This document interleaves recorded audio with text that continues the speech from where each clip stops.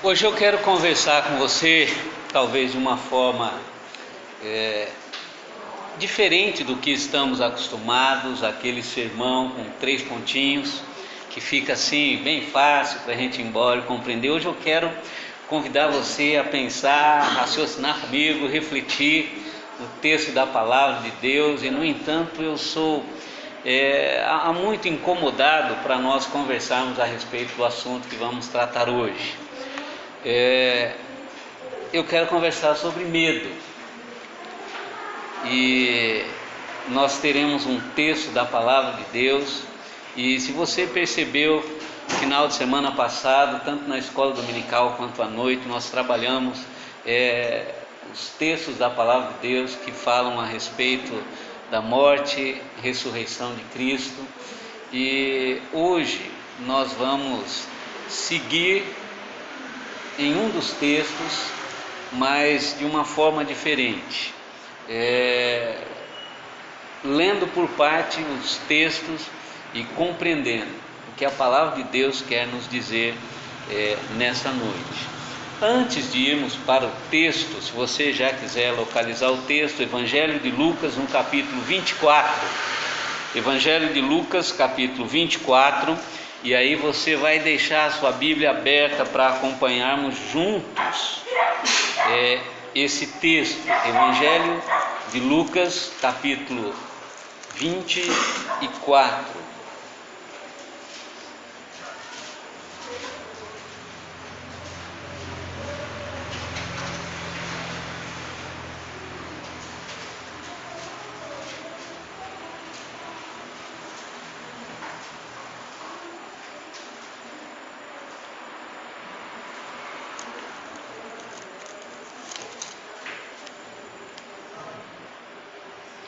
Lucas capítulo 24,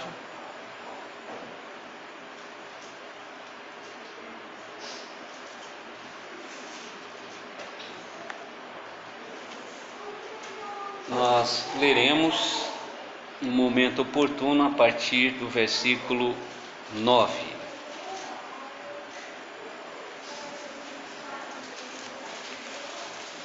Eu não sei se você já ouviu falar de um cineasta,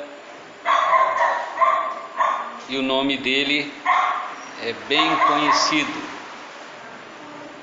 Woody Allen. Fez alguns filmes, trabalhou em alguns. Esse cineasta, ele é no extremo ateu.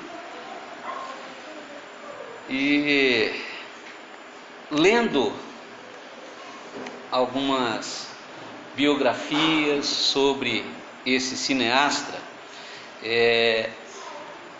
ele relatou certa vez que o medo o deixava acordado a noite toda. Ele era tomado por um medo de tal forma que ele não conseguia dormir mais. E ele vai procurar unir o útil ao agradável. Pelo fato de não dormir, pelo fato do medo, ele então escrevia histórias para filmes. E ateu ao extremo, ele diz no que ele escreve: sem Deus, sem propósito de vida, nem nessa vida, nem após essa vida. Ele, em certo momento, ele chega a descrever a vida dele numa frase, ou o sentimento dele numa frase, e ele diz exatamente isso: todos os trens vão para o mesmo lugar, o lixo. Tal era o momento que esse homem vive. E então ele faz filme, um filme por ano, imagina só, para se manter distraído, para ver se burla o medo. Você tem medo?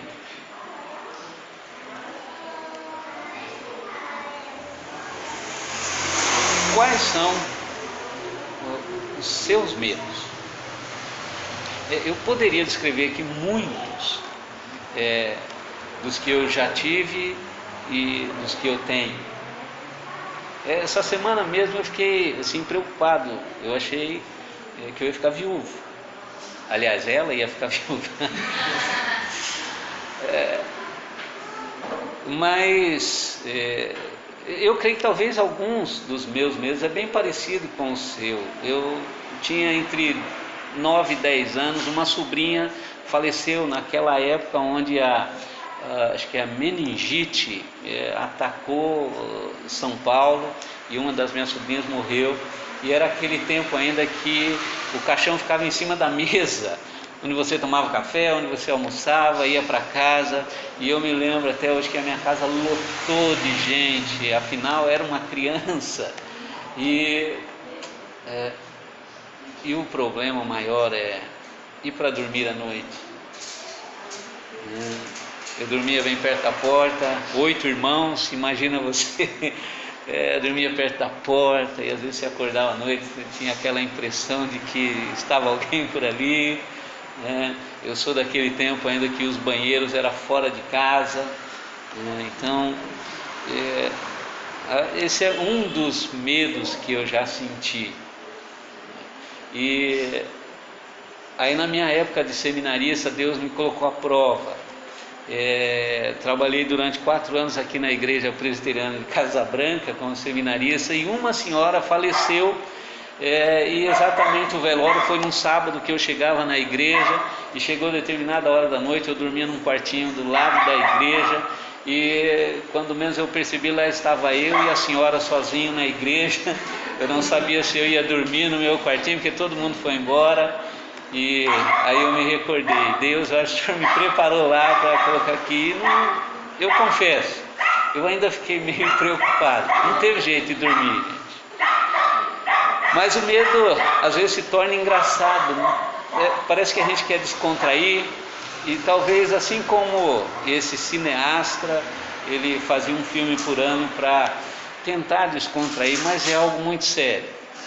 E você pode, talvez, além desses, estar na última folha de contra-cheque, ou pode estar aí naquele momento, na última solução de um problema, no último suspiro de fé.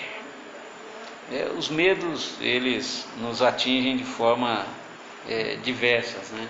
E para contribuir, os noticiários, né? Na sexta-feira, talvez todos nós ficamos preocupados, será que ele vai ser preso ou não? Se não for, o que vai acontecer? Será que o país vai ser tomado por um descontrole? Será que vai ter... houve uma certa tensão. E além disso, os noticiários sempre nos apresentam terrorismo, gente sendo decapitada, fuzilada, morte, e isso vai gerando um desconforto em mim e em você. E nós sofisticamos vários planos aí de investimento, mas as nossas casas têm grades por todo lado, cerca elétrica, e no entanto diz que nós somos a geração que mais dependemos de calmantes, ou seja, o medo está presente, ele é terrível, e o medo, ele não está disposto a dividir o coração com a felicidade, porque eu garanto, acho que você nunca viu os dois juntos, uma pessoa feliz e com medo. Então essa é a realidade. Uma pessoa, ela jamais pode ser feliz e ter medo. E tem um escritor, talvez conhecido de vocês, o Max Lucado. Ele diz o seguinte: o medo corrói nossa confiança em Deus e começamos a nos perguntar se o amor habita os céus. Essa é a grande verdade. O texto que nós vamos conversar, Evangelho de Lucas, eu quero, a princípio, ler o versículo 38 com você. Versículo 38 do Evangelho de Lucas, capítulo 24, diz assim: Mas ele lhes disse: Por que estáis perturbados e por que sobem dúvidas ao vosso coração? Essa é uma pergunta que o próprio Cristo vai fazer. E domingo passado nós conversamos sobre a morte, vida, morte e ressurreição de Cristo.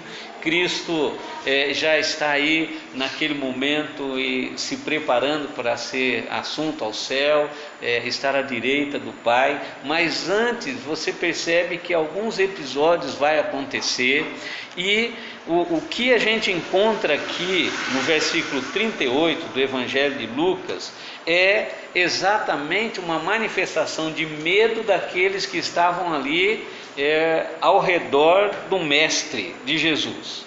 E a pergunta era: Jesus morreu, e agora? O que vai acontecer com a gente? O que nós vamos fazer daqui para frente?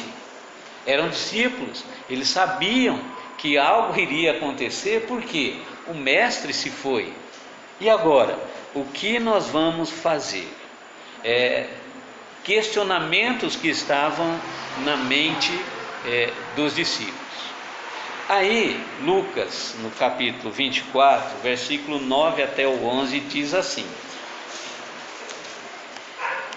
E voltando do túmulo, anunciaram todas essas coisas aos 11 e a todos os mais que com ele estavam.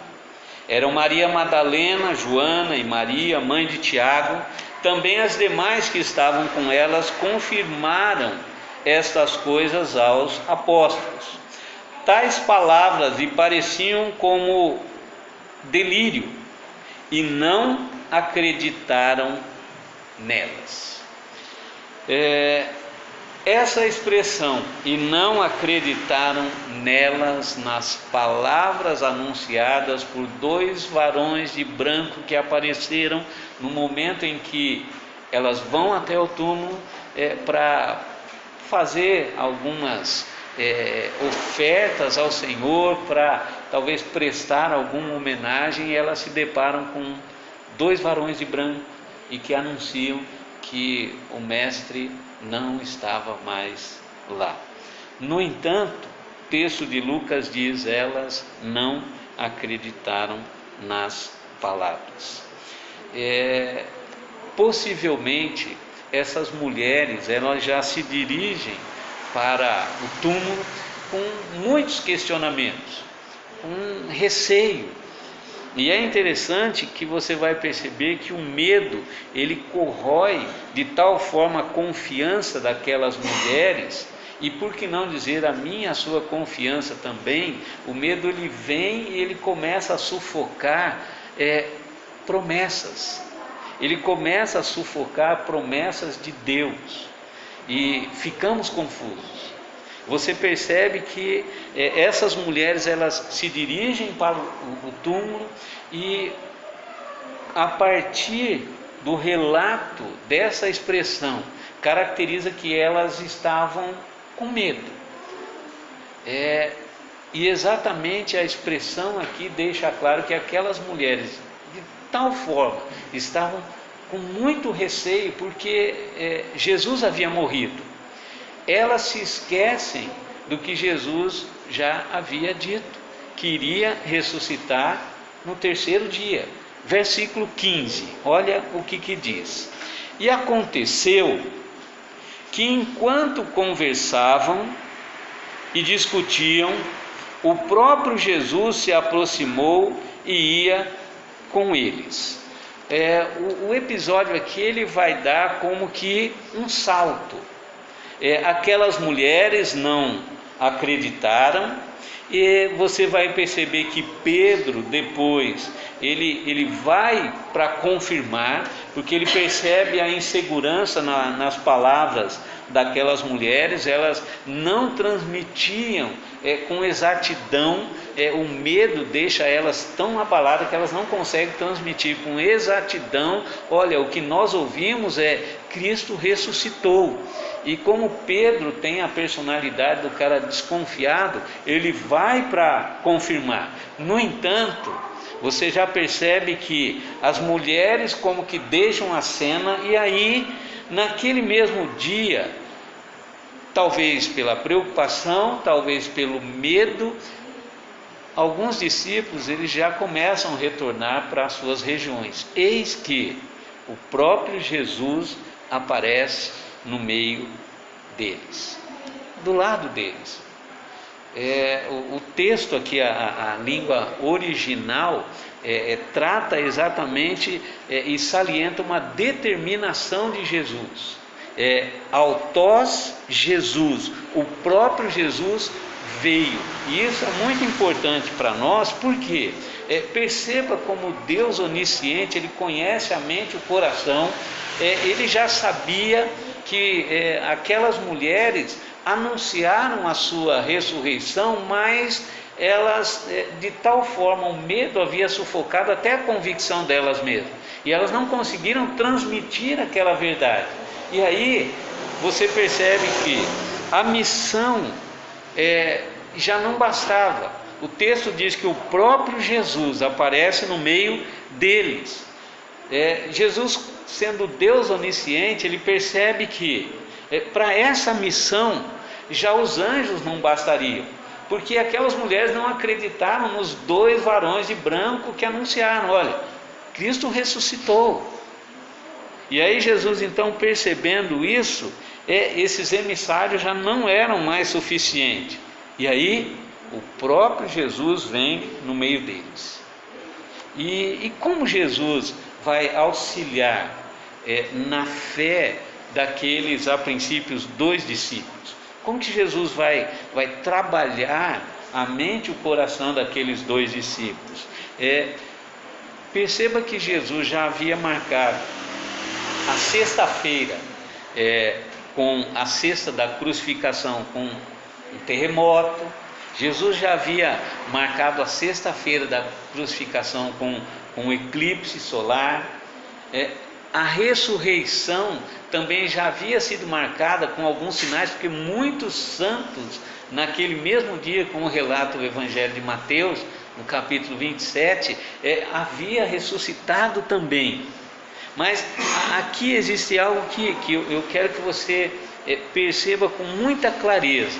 Jesus já havia deixado muitos sinais visíveis, e para os discípulos a impressão que se tem é que isso não bastou. Como também Jesus poderia ter convocado alguns ressurretos para falar àqueles discípulos, mas ele também não fez. Então você vai perceber isso. O que acontece então? O versículo 27 do Evangelho de Lucas vai dizer assim: e começando por Moisés, discorrendo por todos os profetas, expunha-lhes o que a seu respeito estava em toda a Escritura. Qual é a estratégia que o mestre usa? Ele já não se utiliza mais de nenhum sinais, porque ele já sabia que isso não foi suficiente, nem para os discípulos, nem para aquelas mulheres. Eles estavam tomados de medo, porque o mestre havia morrido, e agora o que seria deles, pois eram seguidores de Cristo. E Cristo então vem, ele vai instruir aqueles discípulos da seguinte forma: ele vai dar uma aula sobre Bíblia. Então, andando com aqueles 2 discípulos, a princípio Jesus então começa a relembrar aqueles discípulos a respeito da Escritura. E é interessante que o que Jesus traz à memória daqueles discípulos é o que a gente tem feito no domingo pela manhã, quando compartilhando e estudando a carta de Paulo aos Gálatas. Jesus está presente em toda a Escritura. nós não podemos imaginar que Jesus tão somente está presente no Novo Testamento. E o que Jesus faz com os discípulos aqui é dar uma aula de Bíblia e vai deixar claro para eles que Ele está presente em todo o Antigo e o Novo Testamento. E aqueles discípulos precisavam compreender, e talvez eu e você também precisamos compreender, que Jesus é Noé, como vimos na história de Noé. Jesus, Ele também se apresenta como Abraão. Jesus é Isaac, que foi levado para ser sacrificado pelo pai. Jesus é José, quando é vendido pelos seus irmãos. Jesus é Moisés, chamado para libertar os escravos. Jesus é Josué, apontando a direção da terra prometida. Então, o que aqueles discípulos precisavam saber naquele momento olha, estamos com medo, estamos preocupados. A primeira coisa que Jesus faz é discorrer sobre as Escrituras, falar para aqueles discípulos: olha, eu vou começar a contar toda a história para você. E o interessante é, enquanto Jesus fala sobre as Escrituras, o que acontece com aqueles discípulos. No versículo 32 você vai perceber que enquanto Jesus ensina a palavra, ardia o coração daqueles discípulos. E olha o versículo 31, então diz assim: então se lhes abriram os olhos e reconheceram, mas ele desapareceu da presença deles. Em que momento isso acontece? Eles estão caminhando, chegam no determinado local, ele é convidado para entrar com os discípulos, ele entra e há um momento ali de celebração, ou seja, há um momento de ceia, e você vai perceber no partir do pão, eles reconhecem que era Jesus que estava com eles. E assim, instantaneamente, Jesus desaparece. Perceba o poder divino. Ele está numa região distante de Jerusalém e ele desaparece ali. E os discípulos depressa voltam para Jerusalém. E quando eles chegam em Jerusalém, o versículo 36 vai dizer assim: olha, falavam ainda estas coisas quando Jesus apareceu no meio deles e lhes disse: paz seja convosco. Jesus aparece no meio deles e apresenta-lhes o que? Sinal. Depois que Jesus expõe as Escrituras, agora ele vem no meio daqueles discípulos e vai: olha, vocês já viram, já ouviram, agora comece a olhar em mim. Olha, tem furo aqui, tem furo, tem sinais aqui. E o que desperta a minha atenção é a forma com que os fatos vão acontecendo. Então é isso que eu gostaria que você percebesse nesse texto, versículo 44. A seguir, Jesus lhe disse: são essas as palavras que eu vos falei, estando ainda convosco. Importava se cumprir tudo o que de mim está escrito na lei de Moisés, nos profetas e nos salmos. Eu não sei se você percebe aqui, mas esse texto que a gente está conversando, esse texto ele é muito rico para você perceber um grande detalhe sobre o medo. Talvez, mas pastor, o que esse texto tem a ver com medo? O que esse texto tem a ver com o meu medo? Esse texto tem muito a ver com o nosso medo. Primeiro, que esse pessoal todo aqui conviveu com Jesus e mesmo assim eles estavam com medo. Todos estavam com medo. Agora, O que eu quero convidar você a perceber nesse texto são dois momentos muito interessantes que nos vai fazer compreender aqui algo muito jóia. Primeiro momento, você percebe que o evangelista Lucas, ele vai tratar de dois momentos aqui, e o primeiro momento você vai perceber que quando Jesus aparece no meio dos discípulos, o que ele faz? Primeiramente, ele vai discorrer sobre as Escrituras, ele dá uma aula, e aí depois, o que vai acontecer no texto? Há um momento de ceia, de celebração. No momento da celebração, eles percebem que é Jesus. Jesus sai de cena e já no mesmo instante lá está Jesus em Jerusalém e aparece no meio dos outros. No entanto, nesse outro momento que Jesus aparece no meio dos outros, o que acontece primeiro? Primeiro você vai perceber uma refeição, e aí depois vai acontecer o momento de exposição das Escrituras. O que isso tem a ver com medo?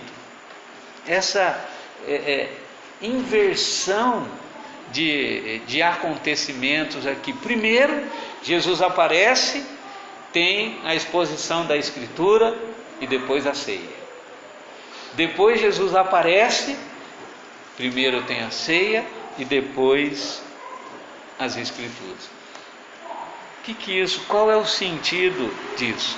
É exatamente aqui que eu vou encontrar uma resposta, como não ter medo, ou amenizar os seus medos, os meus medos.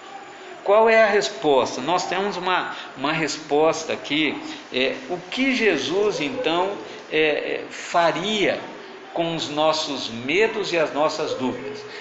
Jesus está lidando com um grupo de pessoas que estava familiarizado com ele. No entanto, quando ele morre, gera um medo terrível naquelas pessoas. Todos imaginavam que o mesmo caminho eles iriam alcançar, a morte, porque todos sabiam que eles andavam com Jesus, sabia que era Jesus, eram discípulos de Jesus. Agora, o que Jesus então faz com o medo e o receio desse pessoal todo aqui? Escritura, ceia, ceia e Escritura. O que Jesus faz aqui? Na verdade, o que Jesus está dizendo aqui para o meu e para o seu medo: toque no meu corpo e pondere sobre a minha história. Esse é o resumo desse texto. O que Jesus está dizendo aqui para esse pessoal que está com medo? Gente, toque no corpo de Cristo e pondere sobre a minha história. Escritura e celebração. Celebração e Escritura. Mas espera aí, pastor, eu não estou entendendo nada. Por quê? Para mim se ver livre dos meus medos, é possível nós tocarmos no corpo de Cristo hoje? Quem não quer se ver livre do medo ou dos medos? Então é possível tocar no corpo de Cristo hoje? Eu creio que todos nós adoraríamos tocar as feridas, a física, sentir a carne de Cristo. E é possível isso acontecer hoje? Você vai assustar com o que eu vou te dizer, mas sim, é possível. E aí causou mais medo ainda em você. Então é possível sim a gente tocar o corpo de Cristo e se ver livre dos nossos medos. Eu queria que você guardasse dois textos aqui. Primeiro texto, carta de Paulo aos Efésios. Efésios, capítulo 1, versículos 22 e 23. É possível. Como eu faço isso? Efésios 1, 22, 23 diz assim: e por todas as coisas, e pôs todas as coisas debaixo dos pés, e para ser o cabeça sobre todas as coisas, o deu à igreja, a qual é o seu corpo, e plenitude daquele que a tudo enche em todas as coisas. É possível tocar o corpo de Cristo? É possível. Você talvez não percebeu, mas você está tocando o corpo de Cristo. O texto diz: a qual é o seu corpo. Quem? A igreja. E quando nós falamos em igreja, nós não estamos falando na estrutura. Nós estamos falando eu e você. É povo reunido. Mas ainda não é o suficiente para mim. Peraí, como se vê livre dos meus medos? Romanos 10, 17. Romanos 10, 17 diz assim. Romanos 10, versículo 17. E assim a fé vem pela pregação, e a pregação pela palavra de Cristo. Esses dois textos é algo que você nunca mais deve esquecer. Por quê? Quer ter seus medos dissipados, suas dúvidas dirimidas? A resposta é simples: toque no meu corpo e pondere sobre a história de Jesus. E como que isso acontece? É interessante que você pode, gente, ter os seus momentos devocionais em casa, leitura bíblica, cântico, oração. No entanto, é o povo reunido que você toca o corpo de Cristo. Você está pensando nos seus medos agora? O povo reunido é corpo de Cristo. E isso é algo que me fascina aqui nesse texto. É aqui o povo reunido, que a gente toca o corpo de Cristo, que a gente ouve sobre Cristo. E isso é muito interessante. As dúvidas, o medo, o que ela faz com o ser humano? Ela gera eremitas, pessoas que querem se isolar, querem se esconder. E uma coisa eu digo para você, uma frase que eu ouvi: a caverna não tem resposta. A caverna não tem resposta.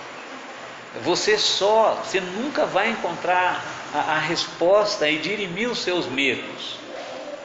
E a vida cristã, ela é fascinante exatamente quando eu percebo que eu sou um ser humano, eu tenho medo, mas o meio que eu tenho para dirimir os meus medos, se ver livre nos meus medos, é exatamente o que Cristo me orienta aqui.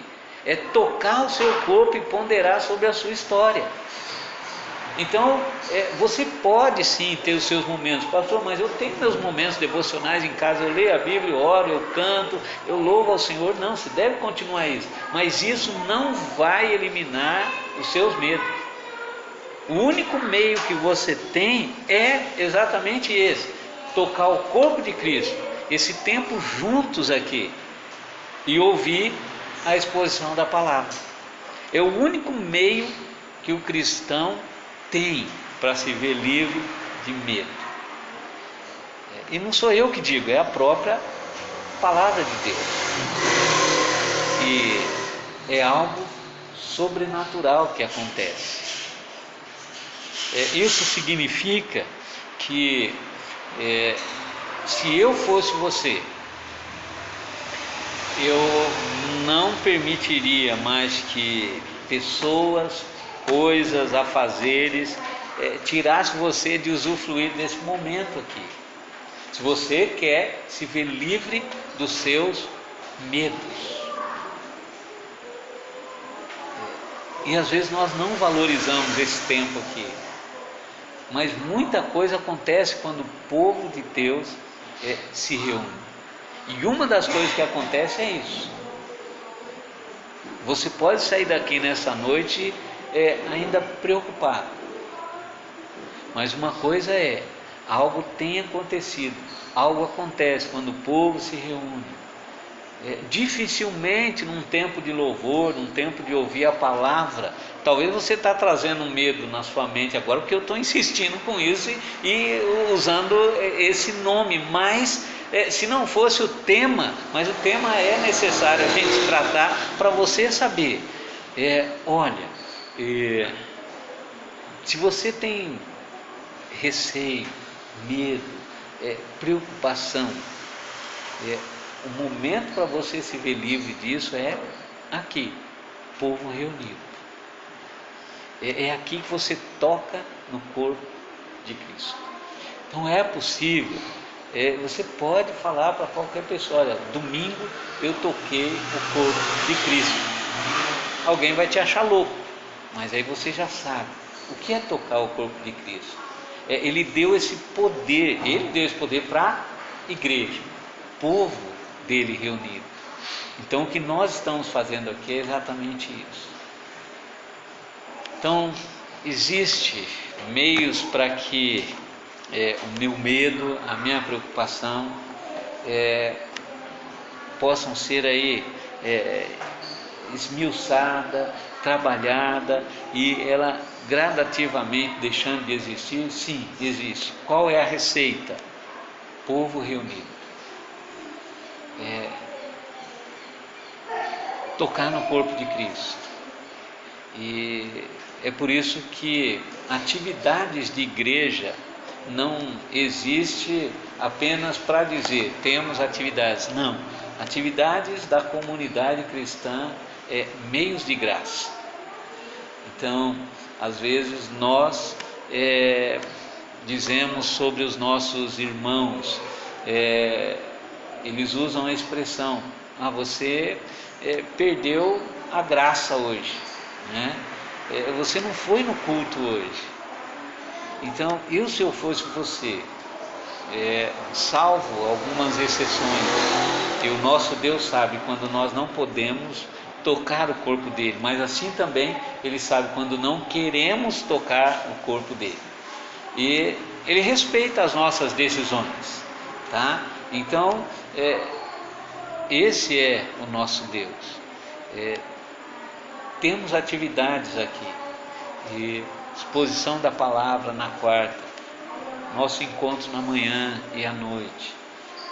Então se eu fosse você, eu não perdia esses encontros, porque é aqui que você vai ter os seus medos, as suas preocupações esmiuçadas, e com certeza vão ser abandonados, vão deixar de preocupar você. Curva a sua cabeça, eu quero orar com você e por você. Pai, no nome de Jesus, eu quero agradecer primeiramente porque o Senhor nos permite ler e conversar sobre a Tua Palavra. Eu agradeço por cada irmão e irmã que está aqui nesta noite, e a nossa intenção, como a Tua Palavra disse, nós estamos tocando o corpo de Cristo, e com muita certeza algo sobrenatural vindo do alto acontece no nosso meio, e as nossas preocupações, os nossos medos, eles vão embora quando temos essa atitude. Às vezes eles podem insistir no nosso dia a dia. É por isso que nós ansiamos sempre estarmos juntos, povo reunido. E nesse intervalo, que o Senhor continue a cuidar de nós, alimentando, aumentando a nossa fé e trabalhando de tal forma as nossas preocupações, para que elas deixem de existir. Por isso, essa é a nossa oração nesta noite, que irmãos e irmãs aqui presentes, se vivem em momentos difíceis, de preocupação, e desconforto, ó Deus, com algo que incomoda. Que o Teu Espírito Santo trabalhe de tal forma, mente e coração, para que essas preocupações deixem de existir na nossa mente. Nós estamos na presença e oramos a um Deus que vive e reina eternamente, o Deus soberano. E em Ti nós cremos, porque sabemos que o Senhor tem cuidado de nós. Por isso, ó Deus, abençoe esses nossos irmãos que estão aqui nesta noite, pela preocupação e a disposição de estarmos juntos e juntos, ó Deus, expressarmos essa verdade, tocarmos no corpo de Cristo e ouvirmos a sua história. Continue a falar conosco e a nos abençoar. Esta é a nossa oração. E assim oramos gratos, oramos no nome de Jesus.